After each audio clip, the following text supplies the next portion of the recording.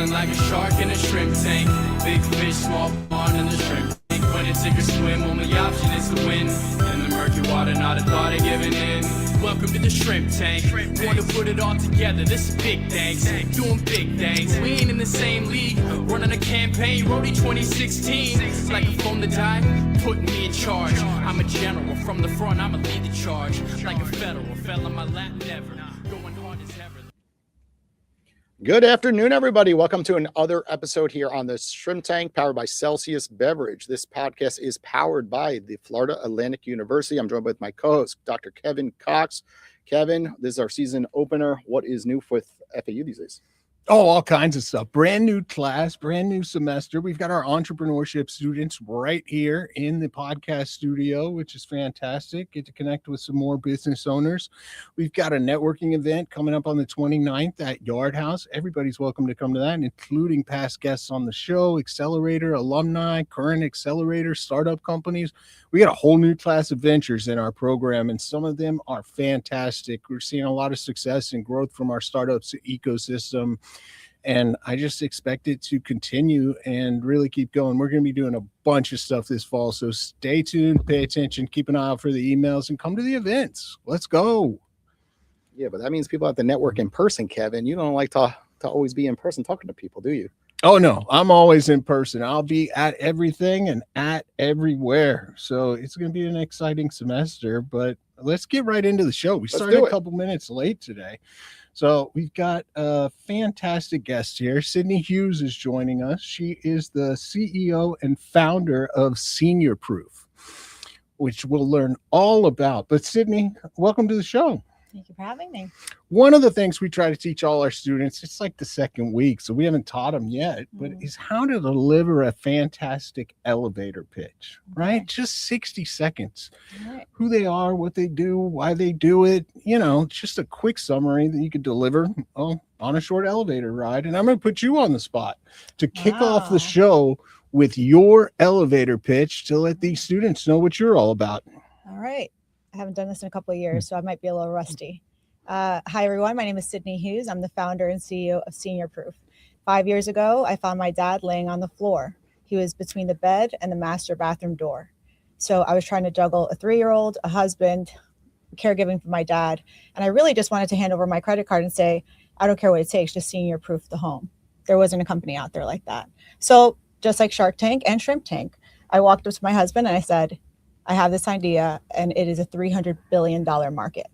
By 2030, we're going to be outnumbered by our aging population. So right now, it is a time to invest to prevent falls and save lives nationwide. Nice. What are you going to rank that? I give that a 9.5, Kev. Yeah, that's a great elevator pitch. And it's important to recognize why. She told a story, right? When you tell a story, people resonate with it. So often people are pitching a product, and it doesn't make much sense to them. It doesn't resonate. But when you tell a story, especially a family life story, it definitely makes a lot of sense. We're going to get right into our game show today. So come on down. Lily created this very unique show for us, and then the future students are going to do the same thing. All right. Welcome to this season's first game show on the Shrimp Tank podcast. So today we're going to play a game called Pitch, Pivot, or Pass. So for each prompt that I'm going to say, you're going to tell me whether or not you would want to pitch the idea, as in you would go for it, or you would pivot and change something about the business idea, or it's a complete hard pass, start over. All right. You'll have about 20 seconds to explain your thinking. I'll be the judge, so pressure's on. We're going to start with Jason. Okay. All right. So your first business idea is an AI app that automatically negotiates your rent with the landlord. Ooh. I'm going to pass. I've had a tough 5 years building my mobile app, Owl. And mobile apps tend to fail 99.9% of the time. Even though you're solving a problem, you need so much capital to bring that app to the market. And that problem, you need such market exposure and such marketing efforts. So I'm going to pass. Okay, sounds good. And then to our guest speaker, Sydney, your prompt is a subscription box for college students that delivers one useful item per month under $10. what kind of product are they getting? It's going to be a useful product that college students can use in their dorm. Looking for students. No. I would pivot it a little bit. I think the idea of helping college students makes sense, right? Make it accessible. But I think with Amazon or at your fingertips, I think maybe now that I think about it, say it out loud, maybe I pass. Okay. Yeah. Yeah, sounds good. And then Kevin, for your business idea, an Uber style on-demand babysitting app. Ooh. I feel like they You might probably need this. have You might that. need this. Pretty sure it exists. Yeah, I'd probably pitch, maybe pivot a little bit, right? As long as you have, validated, verified security, kind of unlike Uber, right? You do a little better job than that, then I'm pitching. I think that makes sense. It's convenient, it's easy, it's fast, it's agile. Pay a little bit more, they make money off the top. I like it. Okay. And back to Jason, a coffee shop where drink prices increase the longer you stay. Ooh, interesting. Oh, you're a coffee shop guy. I do. I drink coffee every morning. I'm a Starbucks guy. But a pivot, right? I kind of understand what they're saying. Like somebody is hanging out at the coffee shop, so that costs them rent, right? Rents are expensive, but there's got to be a pivot. You have to. I mean, we're seeing this actually in Orlando with cats, right? There's a cat cafe, and they could obviously find other ways of revenue sources than to charge your actual individual that is drinking coffee. So I'm gonna say pivot. Cat cafe sounds like a nightmare. Yes. Well, especially if you're allergic, but for cat lovers, people come there and then of course adopt a cat. It's adoption side of that. It's the as well. worst. I don't know. It's real. Go to Orlando. So is there coffee involved? Yeah. You just go to a cafe with cats and coffee. Yes. Does I the haven't hair been get there. in the I saw coffee? it on TikTok. I'm not sure the whole end of the business. All works. right. Back to our guest, Sydney, for a LinkedIn business, but only for blue collar trades. So plumbers, electricians, HVAC. Well, we are general contractors, and we have a lot of those subcontractors that work for us. So I'm going to say, because I've done my due diligence, it's a no. It's a hard pass. Really? They barely know how to send invoices, let alone work an app. Hmm. Not everyone, but most of them. Shots So, fired. I'm a construction girl, ladies and gentlemen. 18 years, got tough skin. Kevin, a dating app that matches people based on ambition and career goals. They kind of have one like that. I think there's enough of those. I think there's too many of those. I pass. Okay. And then back to Jason, an AI tool that automatically creates social media posts for small businesses. Pass. It exists already. Right. There's so many platforms out there that do it. So if you're going to go after that market, it's too saturated already. So I'm going to pass. Okay. And then back to Sydney, a gym membership that charges per visit instead of a monthly fee. Oh, I like it. I would pitch that. I would. Maybe one day. I know the class pass exists and it's very, very choppy. So I think there could be a better version of that. So absolutely, yes. Okay. And then Kevin, an app that tells you when to quit your job based on savings and stress levels. We'd have no employees. Yeah. I'm going to pass on that one. Again, the apps, the leverage. It's funny though. I like the concept. Okay. And Jason, a food delivery app that only delivers healthy meals in under 30 minutes. Back to pivot. It exists already. We had Fit Food Fresh on the podcast in the past, and they do that. Maybe not necessarily in 30 minutes, but there's so many platforms that are healthy related, and there has been one that really sticks out, like that took over the entire market. So there's got to be a pivot in there. Okay. Well, that completes all of our prompts. I will say that it is a tie between Jason and our guest star, Sydney Hughes. This game's fixed. Sorry, Kevin. Kevin This game never is agrees rigged. with the rules. Do we have a tiebreaker? Do we have a tiebreaker? It could be number based, so one of us has to get it right. Sure. We can do a last question for the both of you. Instead of a prompt, how about you describe to me one pitch, pivot, or pass moment that shaped your entrepreneurial journey? Sydney, I'll let you do the honors. So this is literally what's happening right now in real time. So the service part of it, right? We prevent falls, save lives, modify homes for the aging population. That's the model, but the app is coming out right now. So that's the pivot that's happening right now. It's already done.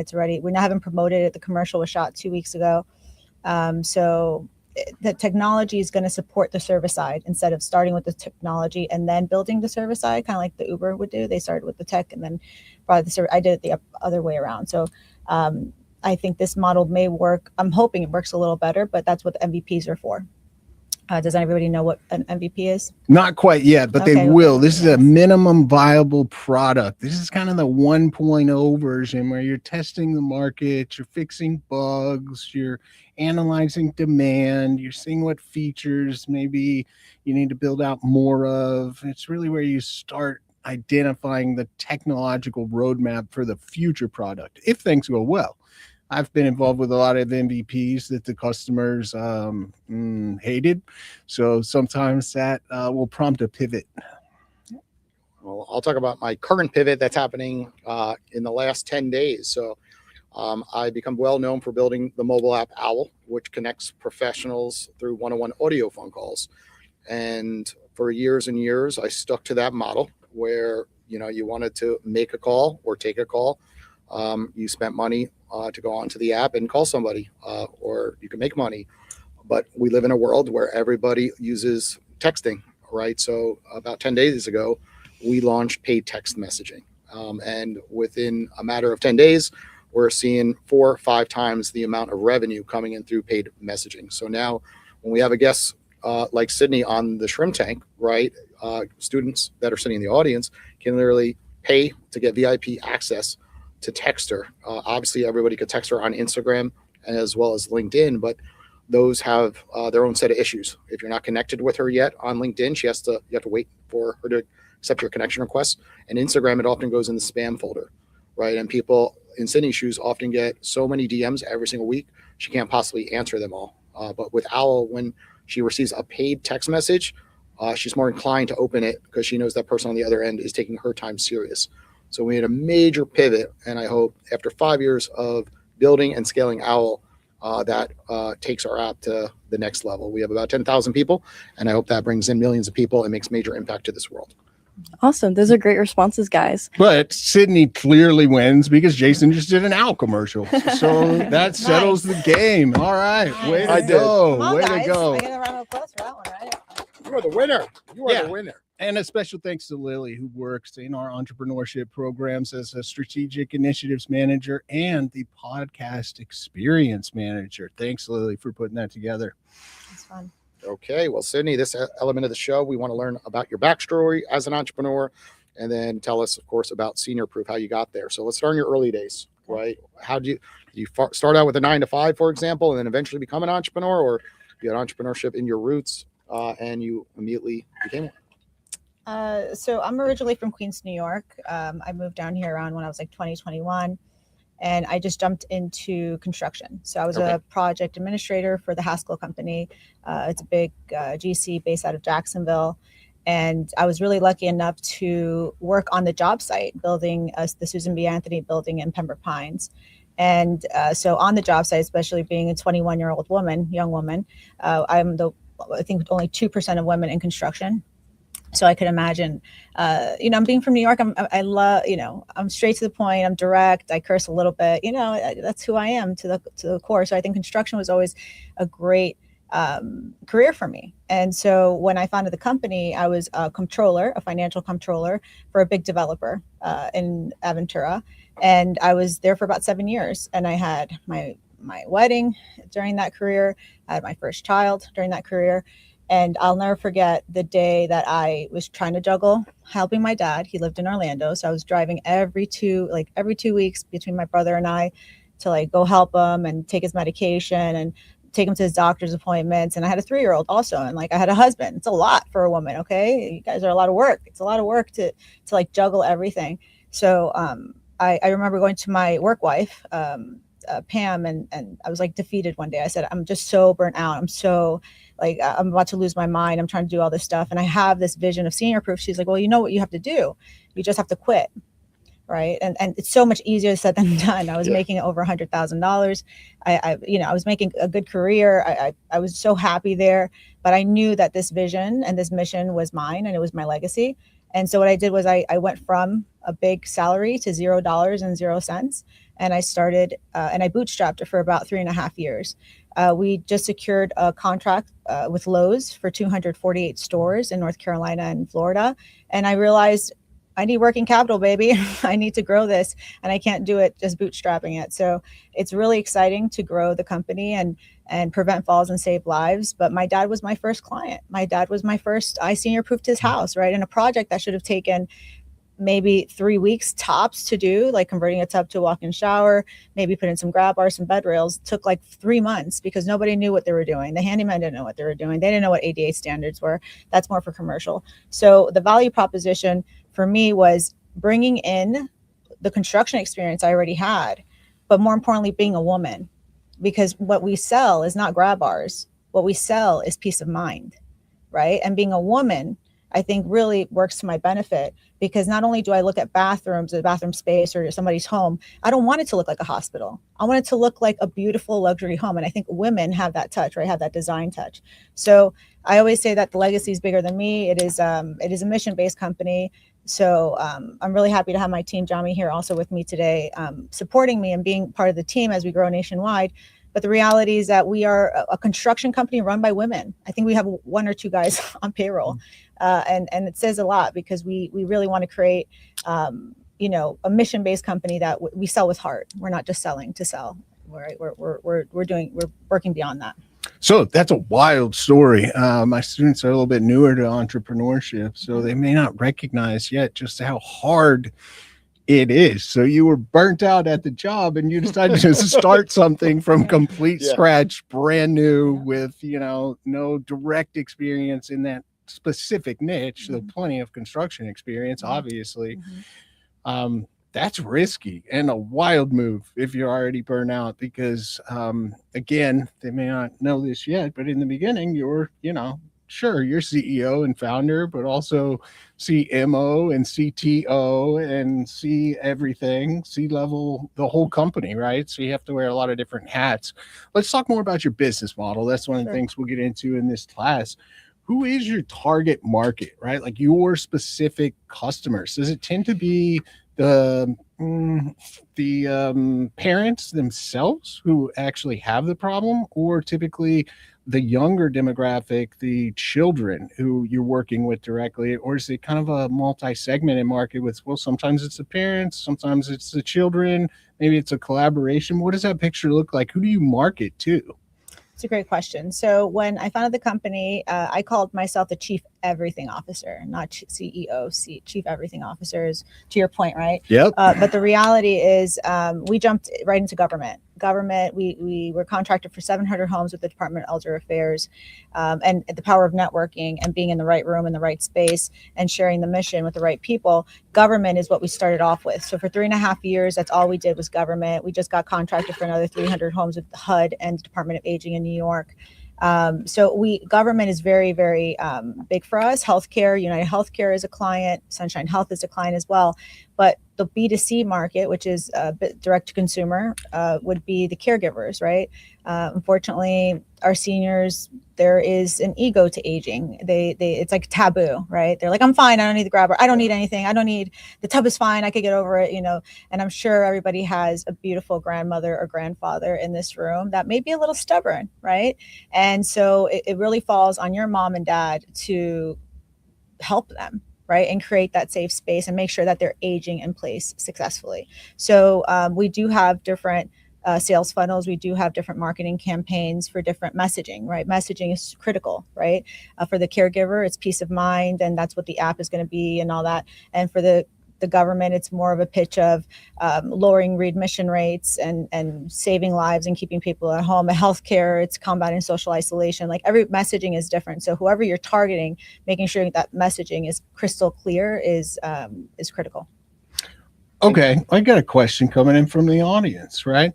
So what kind of additional value do you add? We hear a lot about AI, right? Like what if I were to just go on AI and say, how can I future-proof my parents' house? What would be the distinction from trying to do that like on my own, like it sounds like you did for your parents in the first kind of pilot, versus what your company does today?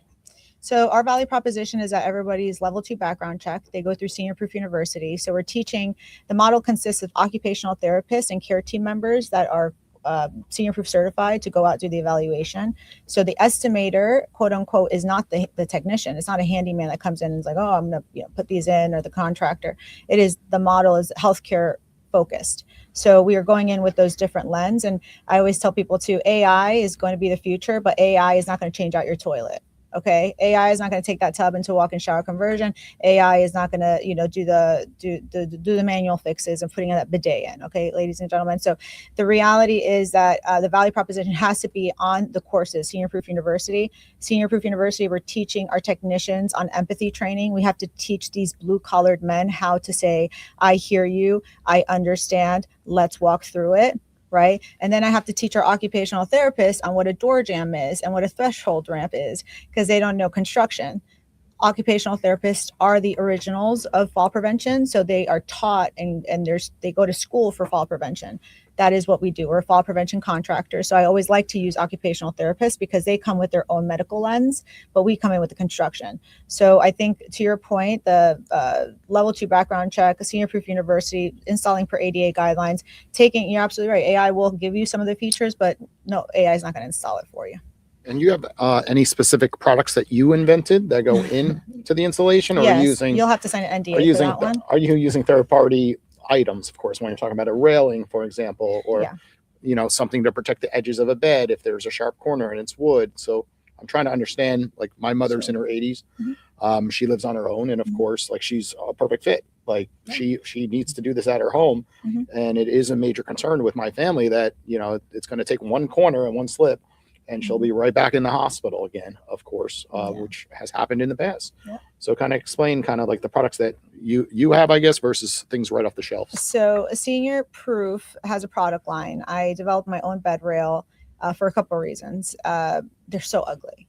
Okay, let's talk about that. They're just hideous. They look like you're in a hospital. So mine is white and it's got curves and it's classy. It's nice. It's pretty, it's aesthetically pleasing, and it holds up to 300 pounds. It's adjustable from 24, 48. Like the caregiver latch, it's got all the things. But to be Senior Proof endorsed, that's something that I think we're going to start doing more, is like endorsing that product, because there are so many products out there. In fact, if I could tell you how many times I've gone to the president of Lowe's and told them, if you do not take off suction grab bars off of your website, I'm going to, like, I don't know what I'm going to do. I'm trying to blackmail them or something. No, but the reality is, like, they are the best sellers. So they're still a for-profit company but they're not safe. So these suction grab bars, I don't know if you've ever seen them, but they look like a little, it looks like a grab bar, but it's got two plastic things that they like suck into the wall. But the reality is, like, they're so safe. It gives a false sense of security. So the product line is a non-negotiable, but right now, I'm a visionary, so I see things, 5 years down the line.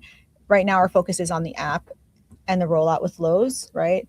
But in the future, the product line will be inevitable. And what's the price range? Because something with elderly is they tend to be on the cheaper side, right? Yeah. They want to negotiate everything. They're like, it's going to cost me this or that to do it. And often they want to shop around a lot. Obviously, there's not many competitors in your space, but I'm just trying to wrap my head around it, where you come in for a consultation and then there's a price. So where is the price ranging, I guess, like on the low end versus the high end? Because I'm assuming there's a lot of customizations. There's condos, right, all the way up to 10,000 square foot homes. Right. So kind of just to give our audience kind of an idea of what we're speaking about. So the range of our services, so everything that we install, everything's included. So it is product, the service, construction debris after taking it to dumpster site, everything is included. So on average, ticket price is about $2,000 to $3,000 per home. And you're absolutely right. Everything is custom. So there's no fall prevention package. There's no grab bar package, because we realize that while they may need grab bars, they may need lighting or whatever, every home is different, and every member is different. So sometimes we go into a member's home and they have Parkinson's, and then we go into a 50-year-old home that has MS, and then we go into another home and it's an 80-year-old solo ager. So every member is different. Every home is different. So for us to give you a package number, and you're right, some of our projects go up to from 2,000 up to 50,000, right? We've done big, beautiful remodels and curbless showers and all that. but we have to make sure that we look at the member first. And when we did a walkthrough with the president of Lowe's at one of our members' homes, they quickly realized that they couldn't do the assessment. Why can't they do the assessment? Because the person that was in the home that we were assessing had dementia and sang them a song 3 times before we even left the house. Okay. And so it's such a human touch. And that's why a lot of our care team and occupational therapists are women, right? And it's not to leave the men out, because you guys are still doing all the installations. It's you need to hold the member's hand, and you have to hold your mom's hand and your aunts and uncles' hands, because they are completely and utterly stressed. So nobody's calling me proactive. Nobody's saying, you know what, I think my grandmother is aging, and I think, you know what's going to happen? They're going to wait until they fall, and they're going to panic, and then they're going to call us. And that is why I'm here today. And that's why I do these type of things, for not only for brand awareness, but because of like being proactive to the aging process is important to get that message out to everyone, to your moms and to your dads. So don't wait until the fall. Don't wait until they're in their hospital. You do it now. You do it proactively. You do it doesn't have to be through us. And that's why when we give our recommendations, we don't charge anybody anything, right? We give you those recommendations. If you want to go have a fulanito do it for half the price, or you want to have a handyman who's going to break your wall, you do it. Let them do it. But at least you are educated on what you need to do at your home. And that's where the heart comes in. There needs to be profit and passion that comes together. And I think that's what we're trying to build. Yeah, that entry level price sounds totally reasonable too. All right, I got a couple more questions about the business model, and let's take some questions from the students.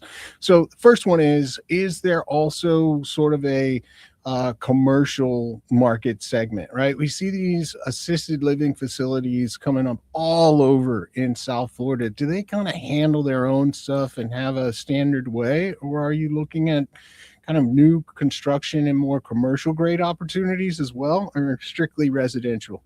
New construction, we are in the talks with some big developers, but that ADA is more for commercial sense, sure, right? So, but every home and every member is distinct, right? So we just took a door frame for one of our members a couple weeks ago, and they were a stroke victim.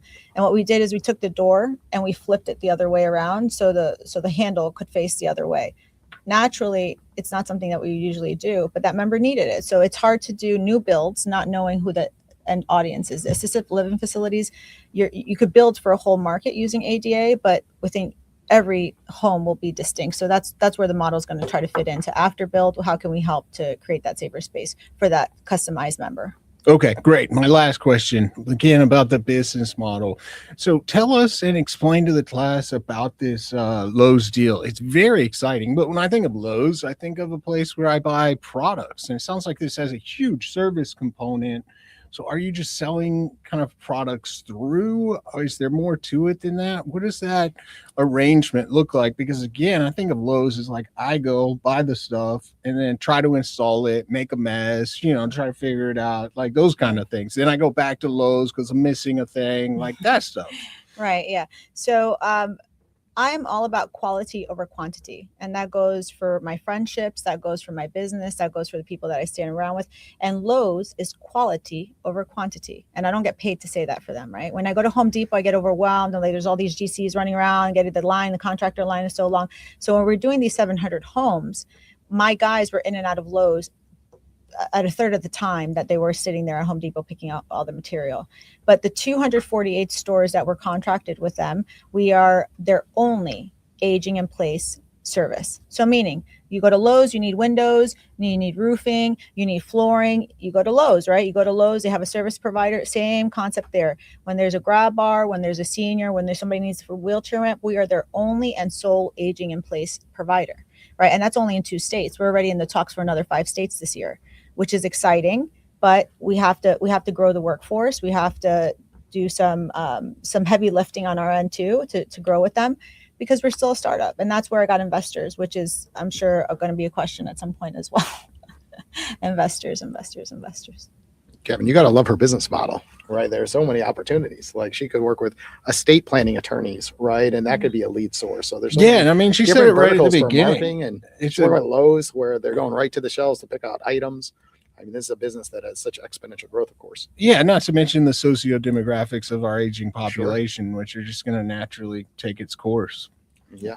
Okay, well, we're going to pivot the show to have some students come on up. So if you're a student sitting in the live audience, one at a time, come on down, and you're more than welcome to introduce yourself and ask Sydney a question. Go for it. Sounds good. Hello, everyone. My name is Henry, and I got a question more related to the women-based companies. You said that was a big competitive advantage, and I wanted just some more information about it, and also if you see this as a trend coming up to the following years in the U.S. or in the world. Women in general, or more like a women-based company where like the majority of the employees are women. So when I started hiring, I didn't know how biased I was with women until I started hiring. But the reality is that we equally need our men and our technicians and our project managers, our construction guys, they're all men. But on the operational side and administrative side, I realized because the model includes women and the OT is going out, and why do I put women other than men? Not that I pick them, but I hire more women. It's because they're already OT trained, and the majority of OTs are women, right? A lot of people in that healthcare. Yeah. Now, as far as women, we are still very much not there yet. And how I knew that we're not there yet was when I started raising money and capital. I'm part of this big network of women entrepreneurs and executives. I was pitching all these women. We're not there yet. We don't have the money just yet. Men still have the majority of the power and the money when it comes to investing in that space. But I'm so excited to see women like the CEO of Transamerica, the big CEOs, Ingenuity, the PepsiCo. Like there's a lot of badass women out there that are growing, and I hope to follow in those footsteps. But to Jami's here, and she could vouch, is that half of the time I'm not only hiring them, I am mentoring them. Nice. And I'm mentoring them to not only walk into a room with their head up high, because every woman needs and deserves to be in a room. We just don't know it yet. And that's what I think that's going to be my second calling once I exit. Awesome. Thank you very much. You. Okay. Hi, everyone. My name is Sophia Martinez. For the question I was going to ask you, how did you get from, renovating your dad's house to kind of streamlining a process and going into like a business, if that makes sense? Like what's that gap in between? Sure. So it's funny, he called it a pilot, like I was piloting with my dad, but it didn't really feel like a pilot. It felt completely like in panic mode, right? But when I went to school for business, I went to St. Leo University for business. So I was always very entrepreneurial in the back end. And I've been with my husband now for about 20 years. And I pitched him at least in the last 20 years, 3 or 4 different ideas. And he's like, no, that's not going to happen. No, that, because he would be an angel investor, right? But the reality is that when you get into business, the business model of it, I'm sure you're going to have a great teacher to teach you all that also, right? You have to do your due diligence and understand that I knew the market was a 300 billion opportunity. I knew by 2030 we're going to be outnumbered by our aging population. And so when I have hard metrics and data like that, it was very easy for me to create a marketing plan, create the brand, create the logo. And I created that from scratch, from all up here, right? I did it all on my own that first year. I did sales on my own. I did marketing on my own. I did accounting on my own. I did project coordination on my own. I did everything on my own. So it was easier I didn't have a mentor probably until a year in either. So I always recommend that if you're to take that entrepreneurial leap, you ask for help, right? There should be no ego there. You have to ask for your help. You have to ask for a mentor. And if you look at somebody, it could be me, it could be anybody on this great OWL app, right? If you need a mentor or help, that's where you should go and ask for it, because it's not that they're smarter than you. Never think that people are smarter than you. They're just more experienced than you in that one part. And I feel like if I would have gotten a mentor a little earlier on, I wouldn't have had as many growing pains. Perfect. Thank you so much for the Thank answer. you. All right, we got another question from the internet too. I'll chime in with. So, do you subcontract and then manage the companies that have completed the work you mentioned, or does your company cover the whole process, including the actual construction? Yes, we are. Oh, that was your question too. Yeah, we're a general contractor, so we have the GC license. So half of them are full-time employees, and the other half, we can't grow nationwide with full-time employees everywhere just yet as we grow. But we do have some 1099 subcontractors that go through level 2 background checks through our Senior Proof University. And we as contractors have project managers to project manage a job. So it's not like we have a job and we sell it out to somebody and they do it. No, we project manage and quality control it from beginning to end. And that's how we're still 5-star rated after 10,000 installations. That's hard to do in construction. Yeah, I think we're like at 4.9, but I think it's spam. Close enough. Close enough. Well, my name's Justice. That was my question. My other question on top of that was, do you guys intend on staying that way, or do you intend on kind of like working with companies in the future that go through that program that you mentioned The senior proof entirely? Yeah, and university. then you guys are just kind of like a company that places the services on it. Yeah, we've considered like licensing, maybe not franchising, because I feel like franchising, I lose too You much lose of the that aspect quality. of it, Yeah, yeah. that's a good question. But I have thought about licensing the brand and the logo and go through senior proof, like charge for that education portion of it. That is a model, but we will start figuring that out. We're in 5 states right now, so once we start getting into bigger states, Larger, especially yeah. lower, we're going to have to, the workforce, the quality. I rather grow slow and steady, right, and have exceptional hospitality and amazing reviews and happy customers than just go nationwide to all 33 states that I want to go to, and then the quality is garbage. Lost. Gotcha. Yeah. Thank you. Thank you Appreciate so it. much. Great question. Okay, I'm going to bring up something you brought up earlier in the show. You talked about burnout and then switching gears, and Kevin referenced it, and then you all of a sudden create a startup, which is way hard to do, of course, because now you got to do logo design, create your own systems. So for everybody listening, just can you explain the difference of when you have your own brand, the passion behind it, and how it's not the same burnout when you're working 9 to 5, right? I think it's important to understand that you go from burned out to then switching gears to be super excited and passionate literally a week later, right? So can you kind of just explain that shift and that pivot? So when I quit my job, my husband said I was so much happier. Like he just said, you were just like a different person. You were so happy. And I didn't see it because I was just so burnt out. I was so burnt out. You needed that app that Lily was talking about that tells you to quit your job. That's Yeah, right. you did. Yeah. And luckily, God put a good person in front of me to tell me to do that, and she supported me to do that. And I'm glad she did. But the reality is that the why, which I'm sure he's going to teach you about also, what is your why, right? The why has to equally be as big as a vision, because there will be days that you question everything about what the decisions that you just finished making. You're not a real entrepreneur unless you're staying up in the middle of the night, seeing how you're going to make payroll the next day. That is a real entrepreneur. Okay. And I say that because there was, I'm not going to drop names, but there was somebody from the healthcare system that started his own entrepreneurial journey. And he's like, you and I were like in the same, like we're like the same. And I'm like, we're not the same. We are not the same. You have multi-million-dollar money. You already come from a big family fund. Like, we are not the same. And the bootstrapping part of it for 3.5 years, meaning bootstrapping means that I did not get any investor money. I pulled $200,000 from my HELOC from my house. So every house has a mortgage. I pulled $200,000 out of my own home. So imagine walking into my own home every single day with a 3, and at that moment, he was 4 and a 1-year-old. So now I have 2 kids at this point, knowing that my house may get lost. Like, I may lose this house if this doesn't hit, right? And that is the resilience of entrepreneurship. But knowing that you have to bet on yourself before anybody else, before Lowe's betted on me, before the Department of Elder Affairs betted on me, I was maybe biased. And like, I believed in me before anybody else believed in me.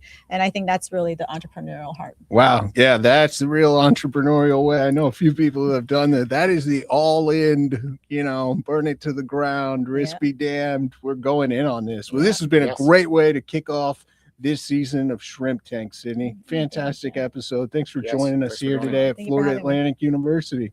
Okay. Thank you guys. Thank you for having me. Take care. We'll be back next Wednesday at 1 o'clock.